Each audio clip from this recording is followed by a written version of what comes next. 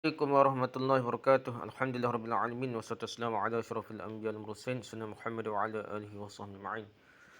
Rabbi shrah li sadri wa yassir li amri wa hlul 'uqdatam min lisani yafqahu qawli amma ba'd. Kita sambung balik kitab Sahih Bukhari terjemah dan ulasan oleh Maulana Asri.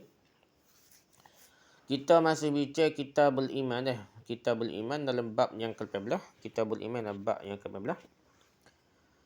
Babu man qala innal imana wal amalu liqaulillahi ta'ala wa tilkal jannatu allati uristumuha bima kuntum ta'malun. Wa qala 'iddatun min ahli al-'ilmi fi qalihi ta'ala fa wa rabbika lanas'alannahum ajma'in 'amma kanu ya'malun. An qalihi la ilaha illallah wa qala limithli hadha falya'mal 'amilun. Bab yang ke-18. Orang yang mengatakan sesungguhnya iman itu adalah amalan. Berpandukan firman Allah SWT yang bermaksud itulah syurga yang diberikan padamu sebagai balasan pada apa yang telah kamu amalkan. Surah Az-Zukhruf ayat yang ke-72. Tujuan diartikan tajuk bab ke-18 ini dan perkaitannya dengan bab sebelum dan selepasnya. Seperti bab-bab sebelum ini, Imam Bukhari mahu menegaskan bahawa amalan adalah sebahagian daripada iman. Dengan tajuk bab ini, beliau sekali lagi bermaksud menolak fahaman golongan Murji'ah. Zaman moden ni kita kata liberal lah, golongan liberal lah. Pada zaman Bukhari, fahaman golongan Murji'ah atau liberal zaman sekarang yang terpecah kepada beberapa aliran itu sangatlah meluas pengaruhnya. Zaman dulu kuat dah liberal lah. Sehingga tokoh-tokoh besar seperti Imam Bukhari terpaksa menolak fahaman mereka melalui setiap bab kitab iman di permulaan kitab sahihnya. Menerusi bab ini, Imam Bukhari telah naik setahap lagi dalam membuktikan dakwaan beliau sebelum ini bahawa amalan itu adalah sebahagian daripada iman. Dengan menegaskan bahawa amalan itu sendiri adalah merupakan iman. Amalan itu sendiri iman dah.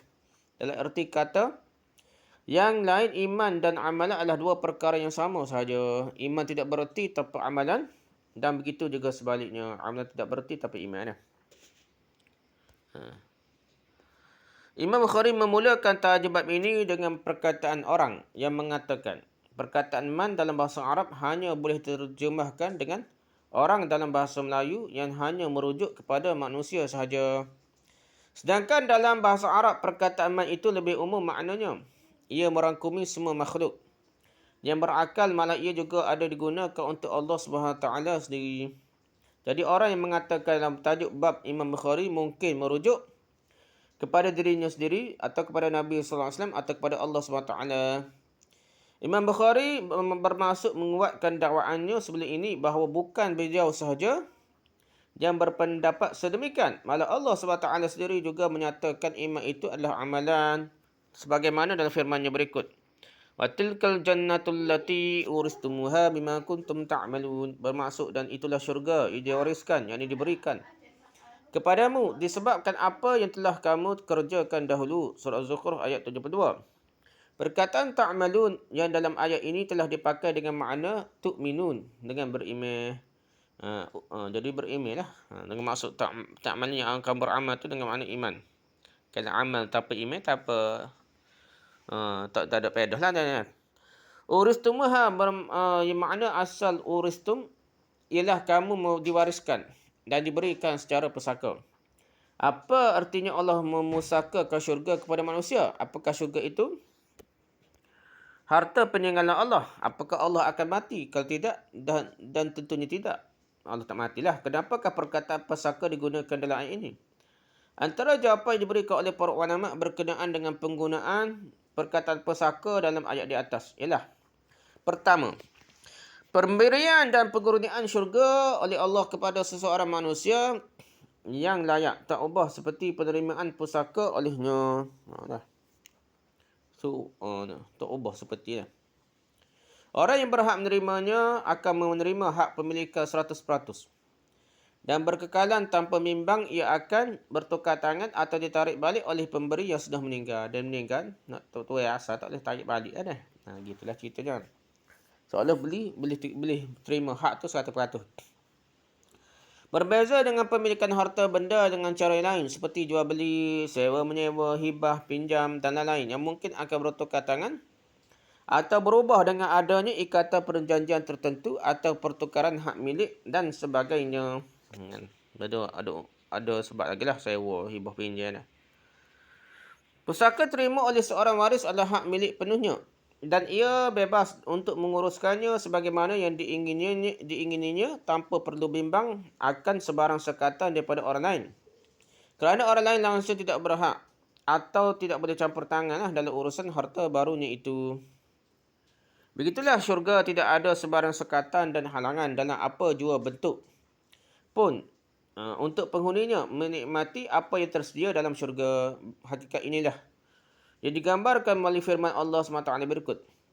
Nahnu awliya'ukum fil hayatid dunya wa fil akhirah wa lakum fiha ma tashtahi anfusukum wa lakum fiha ma tadda'un. Bermaksud kamilah pelindung-pelindungmu dalam kehidupan dunia dan akhirat. Di akhirat nanti kamu akan memperolehi apa yang diingini nafsumu dan kamu juga akan memperolehi apa pada hari itu apa yang kamu cita-citakan mendapatkannya. Surah Fussilat ayat 31. Perkara ketiga. Poin ketiga dan pendapat ketiga. Al-Aini berkata menurut beberapa hadis, ahli syurga sebenarnya disediakan juga tempatnya neraka. Begitu juga sebaliknya ahli neraka mereka juga disediakan tempat dalam syurga. Ada dah tempatnya juga lah. Ahli syurga kelak akan dapat melihat tempatnya dalam neraka sekiranya dia dahulu tidak beriman. Begitu juga sebaliknya ahli neraka akan melihat tempat yang sepatutnya dia berada dan syurga lah jika dahulunya dia beriman. Lepas tu meretak ke apa dah. Sesak dah. Jadi tempat masing-masing sama ada syurga maupun di neraka diwarisi orang lain pula. Kerana dia berbeza dah. Apabila tempat disediakan untuk masing-masing tidak diisi, maka tempatnya akan diambil alih oleh penghuni yang lain. Sebab itulah menurut pandangan beliau, sama ada nikmat maupun azab akan dirasai berganda-ganda kerana mereka menghuni di tempat yang sepatutnya diwarisi oleh orang lain. Berasa asal-asal neraka, tiba-tiba beli syurga, rasa nikmat sangat. Lebih nikmat daripada tu. Orang hak biasa susah, tiba-tiba berjaya, kaya, dia berasa nikmat. Berbanding dengan orang tak pernah susah, dia berasa tak bersyukur. Gitulah cerita dia ni. Dan yang keempat, pendapat yang keempat, Allah SWT bagaikan pemberi harta pusaka yang tidak akan sama sekali akan mengambilnya kembali atau tidak memberikan kebebasan penuh kepada penghuninya. Ini berbeza sekali daripada pemberian Allah semasa di dunia dahulu. Ia lebih bersifat pinjaman sementara sahaja. Dunia ini nikmat sementara lah. Yang pasti akan diambil kembali atau tidak berpanjangan tempohnya. Nikmat dunia ini tidak lama tempoh je. Ada tempoh sebentar lah. Di samping diadakan pula pelbagai sekatan yang wajib dipatuhi oleh manusia lah. Dan tuntutan yang mesti dipenuhi oleh para hambanya. Pendapat kelima, menurut Al-Baydawi, pewaris syurga sebenarnya ialah amalan seseorang yang beriman. Maksudnya ialah seolah-olah amalan anda sudah mati dengan kematian anda, lalu ia meninggal ke hasilnya dalam bentuk harta pusaka iaitu syurga untuk diwarisi oleh tuan punya amalan. Pendapat keenam, Syekh Abdul Qadir berpendapat orang yang meninggalkan pusaka itu ialah Nabi Adam AS. Kerana baginda adalah penghuni asal syurga. Dan orang yang akan menerima pusaka ini, itu ialah sesiapa sahaja yang menyiapkan dirinya dengan iman dan amal yang soleh. Termasuklah diri baginda sendiri yang telah dianggap putus hubungan hak miliknya dengan syurga sementara ni. Jadi dunia ni putus sementara. Jadi nak mewarisi syurga hak daripada tu ada dia tu, kena beriman, kena beramal lah.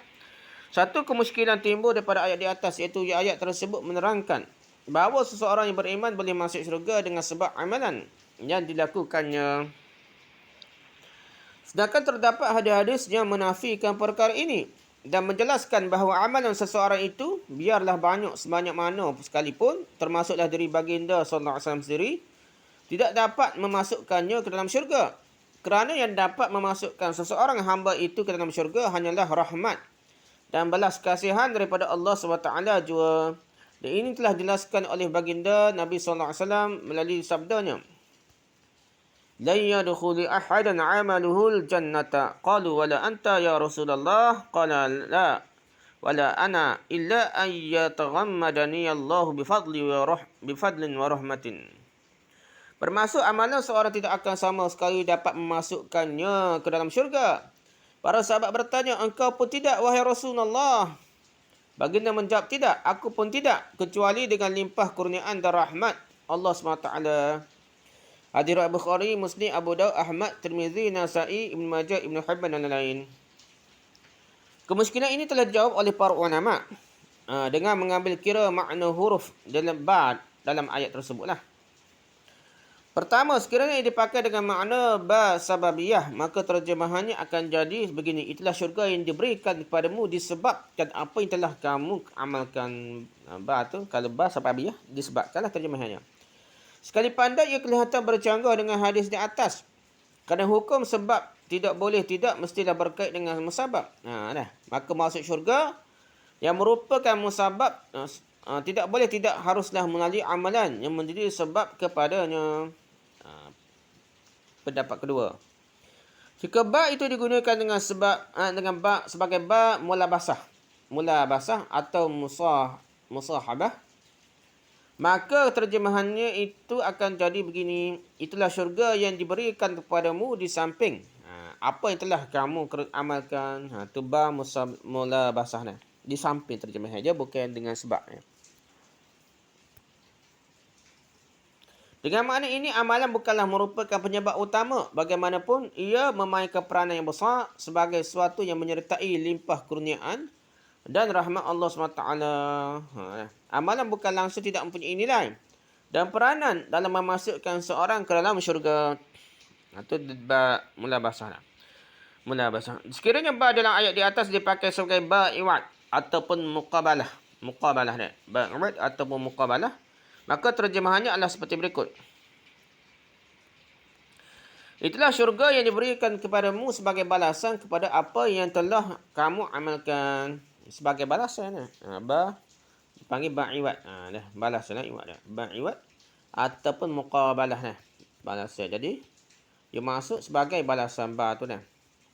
Itulah syurga yang diberikan kepadamu sebagai balasan kepada apa yang telah kamu amalkan, agar kamu tidak berasa amalan kamu selama ini sia-sia. Walaupun sebenarnya amalanmu tidaklah mencukupi untuk membayar atau membeli syurga Allah. Walau bagaimanapun, tidaklah salah menggunakan ba sababiyah dalam terjemahan ayat di atas. Kalau Allah menetapkan amalan seorang menjadi sebab untuk ia mendapatkan limpah kurniaan dan rahmat Allah, maka ia tetap tidak berlawanan dengan sunnatullah. Sistem Allah ni, walaupun Allah buat tu, biasanya Allah buat dengan sebab lah. Dengan rahmat Allah pun terima dengan sebab rahmat Allah dah. Kerana Allah jugalah yang menjanjikan hamba-hambanya untuk memberikan balasan syurga kepada mereka dengan sebab amalan-amalan mereka. Allah beritahu sebab masuk syurga ni sebab amalan juga kan. Inna makanna lahu fil ardi wa atainahu min kulli syai'in sababa. Bermaksud, sesungguhnya kami telah memberikan kekuasaan kepadanya di muka bumi dan kami telah memberikan kepadanya jalan untuk mencapai segala sesuatu min kulli syai'in sababa. Surah Al-Kahfi ayat 84. Apabila amalan boleh menjadi penyebab kepada ganjaran syurga, maka amalan tidak boleh lagi dipandang remeh atau tiada nilainya. Gitulah lebih kurang dah. Perbahasan ba saja tu panjang dah. Okay, habis tu cerita bab ni. Lepas ni kita bincang syarat. Sebilangan ahli ilmu berkata berkaitan dengan firman Allah SWT. Yang bermaksud, demi Tuhanmu pasti kami akan bertanya kepada mereka semua tentang apa yang telah mereka lakukan dahulu. Surah Hijr ayat 92. Itu tentang ucapan La ilaha illallah. Maksud apa yang mereka lakukan? Yakni amalan mereka di dalam ayat ini ialah ucapan La ilaha illallah. Imam Bukhari mentafsirkan di sini bahawa apa yang Allah maksudkan dengan amal dalam ayat di atas ialah iman. Di sini Imam Bukhari ingin mengisyaratkan bahawa amalan dalam ayat tersebut merujuk kepada amalan hati. Sekiranya seorang mengucapkan sekalipun, dia akan ditanya sama ada ikhlas atau tidak dalam pengucapannya. Jika terbukti dia telah mengucapkannya tanpa keikhlasan, akan didedahkanlah apa yang sebenarnya tersimpan dalam hatinya semasa di dunia, dahulu di hadapan khalayak ramai di pada mahsyar nanti. Malah terdapat satu golongan di akhirat kelak yang sebelumnya Nabi SAW menganggap mereka termasuk di kalangan sahabat baginda. Tetapi dihalang untuk mendekati kolam Kausar. Orang munafik lah. Mereka bahkan dihalau dan diseret pergi dari situ tidak kerana lain melainkan kerana ucapan iman mereka ternyata tidaklah benar. Jadi munafik ni, golongan munafik ni. Dah, jadi bukan sahabat besar. Pokok Syiah guna hadis ni kata sahabat besar lah kau mangga bertiga. Ni golongan sahabat secara umum ni dia macam sahabat tapi tidak sehulah, tapi mereka ni tidak hati perut tidak benar-benar munafik lah. Ada ramai juga kata mereka ni murtad lah dan macam-macam lah. Ikut Musailamah Al-Kadzdzab macam-macam lah. Syarah ulama lah. Rujuk ataupun lihat kitab Fathul Bari jilid 1 muka 77 hingga 78, Umdatul Qari jilid 1 muka 183 184, Irsyadus Sari jilid 1 muka 157 168, Al-Abwab wa Tarajim jilid 1 muka 33 34, Syarah Ibn Battal jilid 1 muka 78 79, Al-Qaib Tarajim jilid 1 muka 104 105, Afadul Bari jilid 1 muka 19 110, Asyiah Sindi ala Sahih Bukhari jilid 1 muka 22 3, Lami'ud Daruri jilid 1 muka 561 hingga 562, Tafsir Kasyaf jilid 4 muka surat 263, Tafsir Al-Badawi jilid 4 muka surat 34, Kasyful Bari jilid 2 muka surat 52 hingga surat 58, Nasrul Bari jilid 1 muka surat 266 hingga 268, Tufatul Qari jilid 1 muka surat 236 hingga 241. Itu rujukan untuk perbahasa ini. Ada firmannya lagi yang bermaksud, untuk perkara seumpama inilah hendaknya beramal orang-orang yang ingin beramal. Surah As-Saffat ayat 61. Jadi amalan yang benar-benar berbaloi hanyalah untuk mendapatkan syurga Allah SWT. Adapun untuk suatu kepentingan duniawi, untuk perkara dunia, maka amalah tidak berpadanan lah. Memandangkan tidak ada apa-apa yang benar-benar bernilai untuk ditebus atau menjadi gelang-gelang ganti kepada syurga Allah yang berkekalan untuk selama-lamanya. Itu tak ada guna. Dunia ni buat amalan untuk cari dunia tak ada faedah sikit abuk lah dunia ni. Sementara ruginya akhirat jauh lebih penting lah, kekal hidup di akhirat. Mengharapkan syurga semata-mata tidaklah mengurangkan keimanan. Bukanlah berada di tahap keikhlasan yang rendah berbanding untuk mengharapkan keredaan Allah semata-mata. Ini kerana janji syurga adalah daripada Allah dan Allah lah yang memberikan dorongan untuk para hamba-hambanya mengharapkan syurganya dalam kehidupan di akhirat kelak. Jadi tidak Pok Sufi kata tak ikhlas nak harapkan syurga, tak boleh lah kerana Allah sendiri janji dah.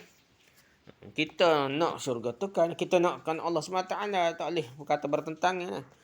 Jika Allah tidak memberikan sebarang harapan kepada sesuatu yang menjadi matlamat hidup manusia di dunia ini, dan saya tidak akan ada perlombaan dalam hidup dan tidak akan ada motivasi untuk manusia terus mengharungi dunia yang serba kekurangan ini. Jadi dunia apa? Allah berikan harapan lah. Tambah-tambah akhirat. Penulis sentiasa membandingkan keinginan manusia kepada syurga dengan keinginan mereka kepada air setiap kali mereka berasa dahaga. Dunia ni pun berlawak dah. Kadang-kadang air pun kita perlu, kita nak dah. Walaupun kita kata tak usah dunia berlawak kering lah. Nak ke air kat minum dah. Tak minum, tak makan, matilah. Gitulah keadaan dunia ni nak. Sebab musabak dah. Jadi begitu juga syurga akhirat pun kita boleh mengharapkan syurga. Kerana itulah janji Allah. Kalau kita global, kita kata tak si syurga, nak Allah. Tu tidak beradab lah.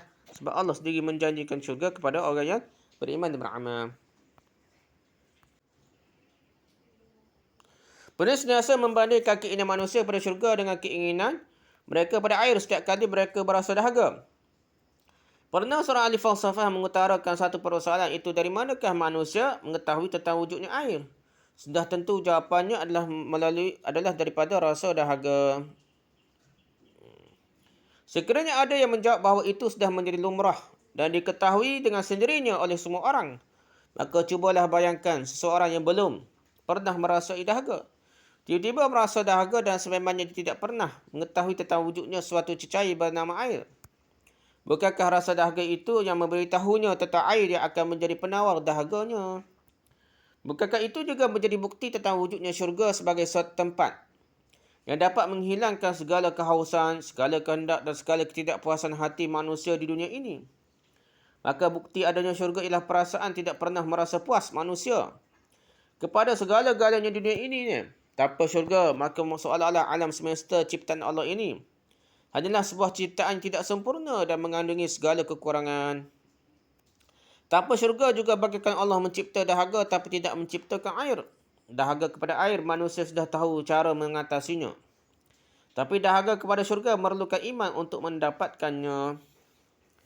Inilah naluri asas yang dibekalkan oleh Tuhan kepada manusia untuk mencari agama. Bila mereka tidak mendapatkan kepuasan, maka mereka mula mencari penawar sebenar kepada kepuasan di luar dari dunia sementara ini. Dan bukti kepada manusia tidak pernah berasa puas dalam kehidupan ini ialah dia tidak pernah berhenti daripada mencari kemajuan dan inovasi dah. Pencipta benda barulah, mereka benda baru di sepanjang sejarah kehidupan dunia lah. Dia juga tidak pernah merasai kesempurnaan dan kepuasan mutlak dalam sebarang penciptaan dan penghasilannya. Buat dah, nak buat benda baru lagi dah.